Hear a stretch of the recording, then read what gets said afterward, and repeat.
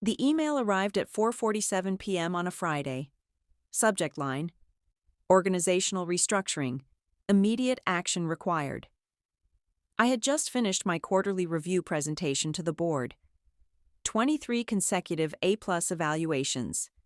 15 years of flawless performance metrics. 0 system failures under my watch. The COO's message contained exactly 11 words. Your position has been deemed superfluous. Pack your things. Effective immediately. I read it twice. Not because I didn't understand, but because I wanted to remember this moment with perfect clarity. Marcus Chen had been COO for exactly 47 days. He was the founder's nephew, 28 years old, MBA from a school his uncle donated a building to. He wore Patagonia vests over custom shirts and talked about disrupting legacy thinking in every meeting. He'd spent his first week creating an organizational chart that looked like a children's drawing. His second week implementing agile restructuring. His third week identifying redundant cost centers. I was apparently a cost center. I stood up from my desk. The office had that Friday afternoon hum. Developers clustered around monitors. The sales team laughing too loud about something. Marketing running past with poster boards for Monday's pitch. Normal. Everything perfectly normal. My desk faced the server room. Triple reinforced door with biometric access. Inside that room sat the backbone of everything. Every transaction. Every customer interaction. Every piece of data that made the company function. I'd designed the entire infrastructure myself. Built it from nothing when the company was 12 people in a converted warehouse. I opened my desk drawer. Inside was a small black notebook. I'd kept it for 15 years. Every password, every override code, every emergency protocol, every single access point to every critical system. I picked it up and held it for a moment. Marcus appeared at my cubicle entrance. He had 2 security guards with him. Both looked uncomfortable. "I need you to move quickly," he said. His voice had that practiced executive flatness. "We're implementing the transition immediately. Your access has been revoked.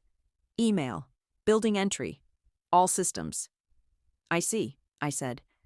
"This isn't personal," he continued. "It's about optimization. Your role can be absorbed by the existing team. We're eliminating middle management redundancy, flattening the hierarchy. You understand." I placed the black notebook in my bag. Then I picked up the photo of my daughter's graduation, my coffee mug, the succulent plant my team gave me for my 10th anniversary. "Your severance package is generous," Marcus said. 2 months. That's above industry standard for your level." My level. I'd been Senior Vice President of Technology Infrastructure. I reported directly to the board. I had 42 people under my supervision. I held 3 patents that were licensed to the company. But sure, my level. "I'll need you to sign the separation agreement before you leave," he said. He held out a tablet. Standard non-compete, non-disclosure, release of claims. I looked at the document. Didn't touch the tablet. "You should read it," I said. "I've read it," he said. "It's standard." "No," I said quietly. "You should read my employment contract. The original one. From 15 years ago." He blinked. "Your employment contract is irrelevant. California is at will. We can terminate for any reason." "That's true," I said. "You can absolutely terminate me." I placed the last item in my bag. A small silver USB drive on a keychain. Marcus watched me with growing impatience. "The separation agreement includes immediate transition of all work product and intellectual property," he said. "That includes any documentation, passwords, access codes, everything." "Of course," I said. I walked past him. The security guards shifted awkwardly. We moved through the office in a strange little parade. People looked up, whispered. Sarah from accounting had her hand over her mouth. David from development stood up from his desk. face pale. "What's happening?" David called out. "Organizational restructuring," Marcus said smoothly. "Nothing to be concerned about." We reached the elevator. I pressed the button for the ground floor. Marcus stepped in with me. The security guard stayed behind. "I want to be clear about something," Marcus said as the elevator descended. "Your departure is confidential. You're not to discuss the terms of your separation with any current employees. The NDA is explicit about that." "I haven't signed an NDA," I pointed out. "You will," he said, "or you forfeit the severance." The elevator opened. The lobby was glass and steel. Expensive furniture that Marcus had ordered last week. "Projecting success," he'd called it in the memo. I walked toward the exit. "I'll have HR send the final paperwork Monday," Marcus said to my back. "Wire transfer for severance will process within 5 business days of your signature." I stopped at the door, turned around. "You should call the founder," I said. "Tonight." "Why would I do that?" "Because at 9 a.m. Monday morning, every single system in this building will stop working," I said. "Every server, every database, every application, every customer-facing platform. Everything." Marcus laughed. Actually laughed. "That's not possible. We have redundancies, backups, an entire IT team." "You have an IT team that maintains systems," I said. "You don't have anyone who built them from scratch. You don't have anyone who knows the architecture. You don't have anyone with administrator access to the core infrastructure." "We'll reset the passwords," he said. His smile was faltering. "You can't reset what you can't access," I said. "Every critical system has a 96-hour activity check. If I don't authenticate my credentials every 4 days, the systems interpret it as a security breach. They lock down automatically. It's a failsafe I implemented 8 years ago after we had that ransomware scare." The smile was gone now. "That's insane. That's not how enterprise systems work." "It's exactly how these systems work," I said. "Because I built them that way. I'm the only one who knows the override protocols. I'm the only one who can restart them after a security lockdown." "You're bluffing," he said. "You're trying to leverage your way into a better severance package." "I don't want your severance package," I said. "I want you to understand what you just did." I pulled out my phone, opened my email, found the message I'd sent to the founder and the board 3 months ago. When Marcus first started talking about restructuring, I'd been specific. I'd been detailed. I'd outlined exactly what would happen if my role was eliminated without proper transition planning. "I sent this to everyone who matters," I said, showing him the screen. I explained that my position isn't superfluous. I explained that the technology infrastructure requires specialized knowledge. I explained that there's a 3-month minimum transition period for my role. Your uncle read it. The board read it. They all acknowledged it. Marcus grabbed my phone, read the email. His face went white. "Why didn't anyone tell me?" he said. "They probably assumed you'd read the documentation before making organizational decisions," I said. "That's what executives do." "This is sabotage," he said. His voice was shaking now. "This is corporate terrorism. You deliberately created a system that only you can operate." "I created a system that requires expertise to operate," I said. "That's not the same thing. I've trained people. I've documented processes. I've created succession plans.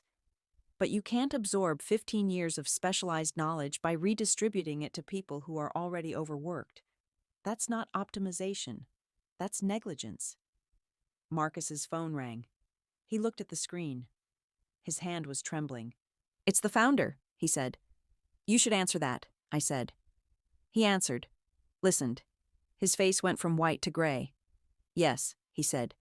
"Yes, she's here." "No, I didn't." I thought, "No, I understand. Yes, right now." He lowered the phone. "He wants you back. Immediately. He's calling an emergency board meeting." "I'm sure he is," I said. "Name your price," Marcus said. "Whatever you want. Salary, equity, title." Just, we need you to come back. I looked at him for a long moment. This boy who'd reduced 15 years of work to a line item, who'd seen complex systems and thought, how hard could it be? Who'd confused a org chart with actual understanding. I need you to understand something, I said quietly. I didn't create a system that only I could operate out of ego or job security. I created it because it required that level of expertise. Because cutting corners in infrastructure leads to catastrophic failures. Because not everything can be optimized by someone with an MBA and 6 weeks of context. I understand, he said quickly. I made a mistake. I should have consulted you. I should have. You should have read, I said. You should have asked questions. You should have understood what people actually do before deciding their roles are superfluous. His phone rang again. The founder. Marcus looked at it like it might explode. The severance was 2 months, I said. For 15 years of work. For building everything this company runs on. For 3 patents that generate 12% of annual revenue. For never taking a sick day. For answering emails at 3 a.m. when systems needed attention. 2 months. That was. I'll fix that. My contract has a clause, I said. Section 7, paragraph 3. If I'm terminated without cause, I have the option to convert my employment to consulting status.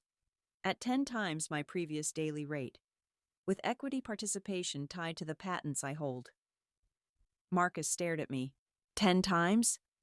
It seemed reasonable 15 years ago, I said, when the founder and I negotiated it, when I was taking a risk on a startup that might fail, when I was building something from nothing. He insisted on that clause. Said if he ever screwed up and let me go, he wanted to make sure he could fix it. How much is 10 times your daily rate? Marcus asked. $35,000 per day, I said. Plus expenses, plus patent royalties, plus equity participation in any systems using my infrastructure designs. Marcus looked like he might vomit. The severance offer expires at 5 p.m., I said, checking my watch. It's now 5:14, so we're past that anyway. The lobby doors opened. The founder walked in. He was 63 years old, built this company from an idea on a napkin. He looked at Marcus, then at me, then back at Marcus. I gave you one job, he said to Marcus. His voice was quiet, dangerous. Don't break what works. Read before you act. Understand before you change. One job. I was optimizing, Marcus said weakly. You were playing, the founder said. You were treating my company like a case study. You know what happens Monday at 9 a.m. if she doesn't authenticate? The system's locked down, Marcus whispered. Everything locks down, the founder said. Payment processing, customer databases, the platform, everything. We have 3,000 active customers, 14 million in pending transactions, 2 major clients going live Monday afternoon, all of it gone. You know how long it would take to rebuild from backups? Marcus shook his head. 6 weeks minimum, the founder said. If we're lucky, if we can even access the backups, which we probably can't, because she designed the backup systems too. Do you understand what that means? 6 weeks of no revenue, 6 weeks of breach of contract penalties, 6 weeks of customers leaving. We'd be done, finished. 20 years of work destroyed because you didn't read. I didn't know, Marcus said. You didn't ask, the founder said. That's worse. He turned to me. What do you want? I want to go home, I said. It's Friday evening. My daughter is making dinner. I'd like to be there. After that, he said, what do you want? I thought about it. The security guards, the box of belongings. Marcus's smile as he'd explained I was redundant. 2 months severance.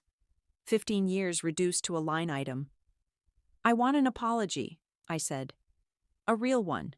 In writing. To me and to every person in this building whose role you trivialized. The founder nodded. Done. I want a board seat, I said, with full voting rights. So this doesn't happen again. Done, he said immediately. I want my consulting contract activated, I said, with the terms I specified, 35,000 per day, plus patent royalties, plus equity participation. The founder didn't hesitate. Done. And I want Marcus to present to the board on Monday, I said, looking at the COO. I want him to explain exactly what he did, what he didn't read, what he didn't understand, and what it would have cost. Marcus went pale again. I can't. You can, the founder said flatly. You will.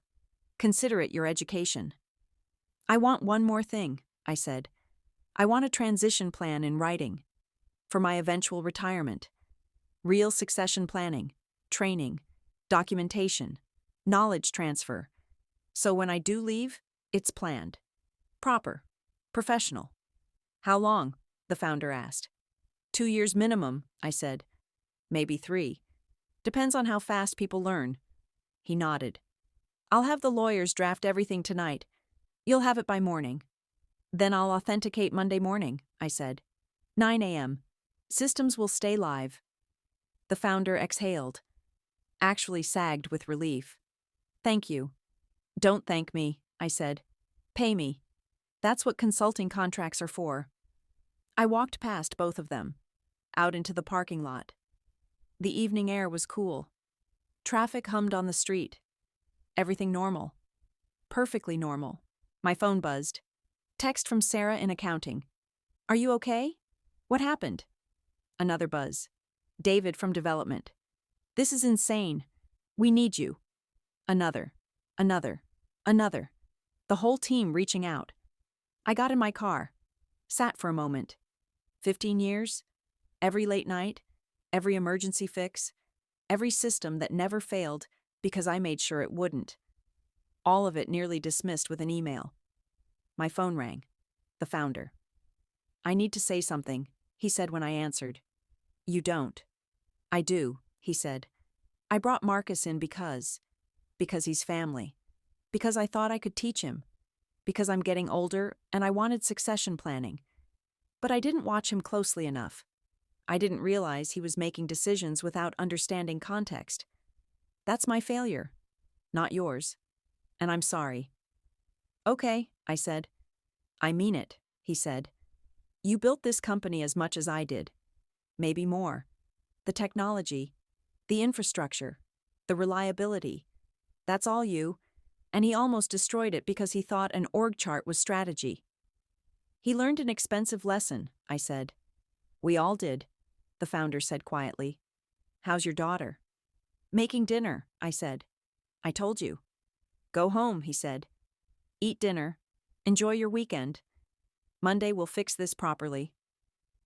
I drove home. The city lights blurred past. 15 years of work almost deleted by someone who'd been there 47 days. Someone who'd looked at complexity and seen simplification opportunities.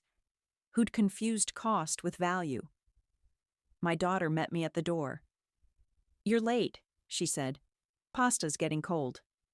Sorry, I said. Work thing. Work thing? She raised an eyebrow. She was in her second year of computer science. She understood what I did.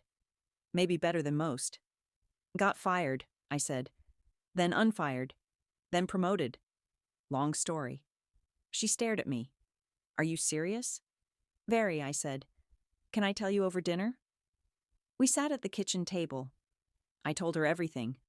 The email, the security guards, the walk to the elevator. Marcus's face when he understood. Wait, she said.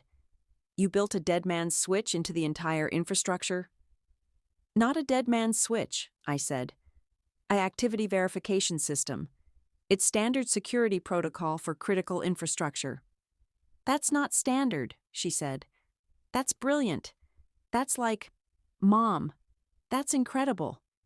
It's protection, I said. Against exactly what happened today. Against someone who doesn't understand the systems making decisions about the systems. How much is your consulting rate? She asked. 35,000 per day, I said. She choked on her pasta. Per day? Plus patent royalties, I said. Plus equity participation. Holy shit, she said. Language, I said automatically. Mom? Holy shit, she said again. That's, how long is the contract? As long as they need me, I said. Probably 2 years. Maybe 3. She did the math in her head. I could see her calculating. That's over $20 million. Before taxes, I said, and before patent royalties. What are you going to do? She asked. I thought about it. Marcus's face, the founder's apology, the board seat, the consulting contract, everything that had happened in 3 hours. I'm going to eat dinner, I said. Then I'm going to watch something mindless on TV. Then I'm going to sleep. Monday I'll go back. I'll authenticate the systems. I'll start training my replacement. I'll do it right. You could walk away, she said. You could take the consulting money and just let them figure it out. I could, I said. But that's not who I am. I don't build things to watch them fail. I build them to last. She smiled. Even when people don't appreciate it? Especially then, I said. My phone buzzed again. Email from the company lawyers. 3 attachments. Consulting contract, board appointment letter, formal apology from Marcus. I skimmed them. Everything I'd asked for. Everything in writing. The apology was 3 paragraphs. Single-spaced. Detailed. He'd had to write exactly what he'd done wrong. Exactly what he'd failed to understand. Exactly what it would have cost. The founder had made him be specific. I made assumptions about the complexity of infrastructure systems based on limited exposure to technology management. I failed to read existing documentation about critical personnel and fail-safes. I prioritized short-term cost reduction over long-term stability and institutional knowledge. My actions would have resulted in an estimated $42 million in direct losses, not including reputational damage, customer attrition, or legal penalties. 42 million. They'd had the finance team calculate it. What Monday morning would have cost? My daughter read over my shoulder. Brutal, she said. Accurate, I said. Is he fired? She asked. No, I said. The founder is making him present this to the board. Making him explain it. That's worse than firing him. That's education. You think he'll learn? I think he learned today, I said. Whether he stays learned is up to him. I signed the documents electronically, sent them back. Done. 3 hours from terminated to consultant with a board seat. 3 hours from superfluous to essential. You know what the best part is? My daughter said. What? You didn't threaten them, she said. You didn't leverage. You didn't negotiate. You just explained reality. And reality was on your side. Reality usually is, I said, if you build things properly. We finished dinner. I did exactly what I'd planned. Mindless TV, early to bed, normal Friday evening. Like nothing had happened. Except everything had happened. And Monday morning at 9 a.m., I'd walk back into that building. I'd authenticate my credentials.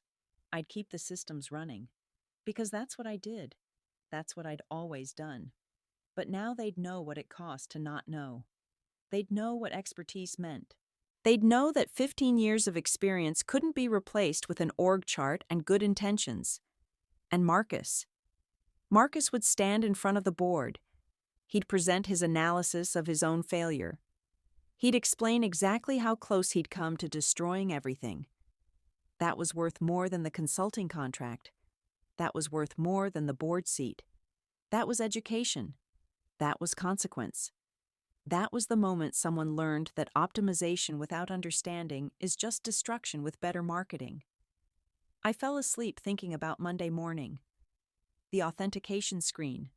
The systems coming back online. Everything normal again. Everything working. Because that's what good infrastructure does. It works. Invisibly. Reliably. Until someone who doesn't understand it decides it's superfluous.